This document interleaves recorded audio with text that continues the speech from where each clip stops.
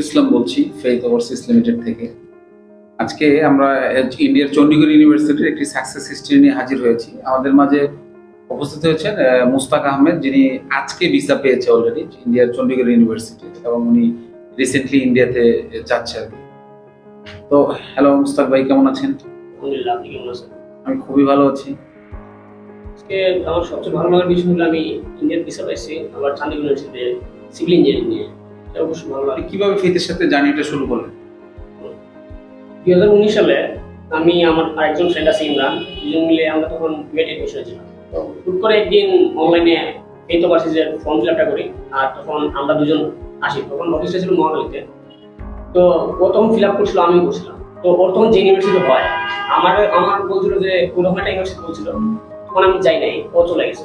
তো ও যাওয়ার পর তারপর আবার লকডাউন শুরু হলো, করোনা শুরু হলো। এই 3 বছর গ্যাপের পর আমি আবার আসলাম। আর ওই বিশ্বাসটা ছিল, ওর সাথে কথা বলছি অনেক, ও বলছিল যে এটা অবশ্যই ভালো। তখন আমি আবার আসলাম এবং বাইরের সাথে কাজ শুরু করলাম। আপনি তো অলরেডি 50% স্কলারশিপ পেয়েছেন, রাইট? তো আপনার তো দেখা গেছে আরো এডুকেশন সেক্টরকে লিড দিচ্ছে আরো বড় বড় কান্ট্রি আছে। ওই কান্ট্রিগুলোকে বাদ দিয়ে আপনি হয় ইন্ডিয়া? এটা একটা সুন্দর স্টোরি আছে, আমি স্টোরিটা শেয়ার করি। আমি ডিপ্লোমা ইঞ্জিনিয়ারিং শেষ করছি আর্কিটেকচার ডিপার্টমেন্ট।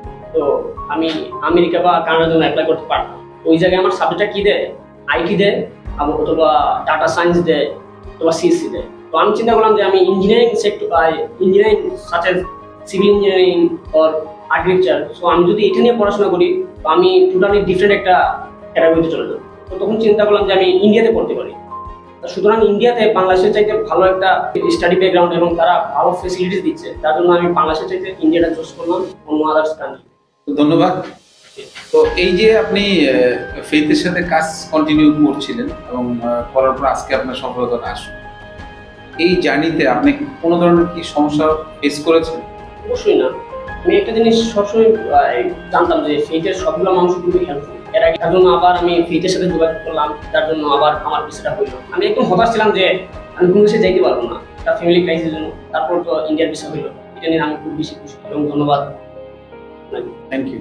যারা বর্তমানে বাংলাদেশ থেকে আপনার মতো দেশের বাইরে পড়তে যেতে চায়, তাদের ক্ষেত্রে আপনার কি সাজেশন থাকে?